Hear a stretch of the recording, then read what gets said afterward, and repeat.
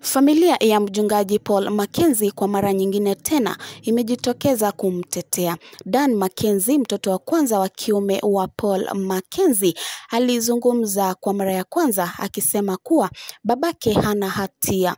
Mtoto wa miaka 21 anasema kuwa babake aliacha kuhubiri mwaka wa 2019 na kuanza ukulima, na kwa hivyo hahusiki na vifo vya shakahola.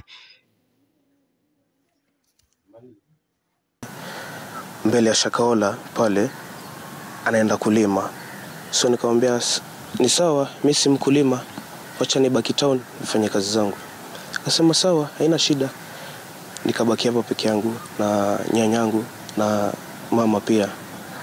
Nikabaki naye hapa. Yeye anipenda, hata akiondoka hapa alisema wewe ndio utabaki hapa, uangalie hizi vitu zangu. Kitu yote ikikoseka ikikushinda na niambia.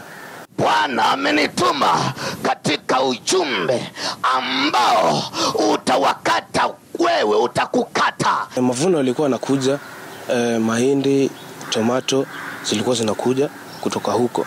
Siku anaenda huko, yeye alikuwa yoaja kunisalimia, kuangalia venye hali iko, kuongea mawili matatu. Jitambulishe haraka, kila umemaliza. Yote ni uongo kwa sababu yeye hakuenda kule na washirika, alienda peke yake.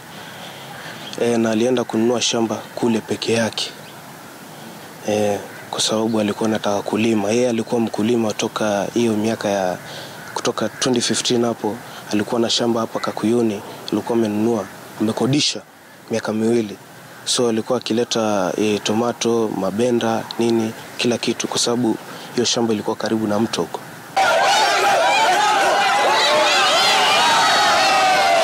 Iba tukutuku wenyewe, wakavunja ukuta kule.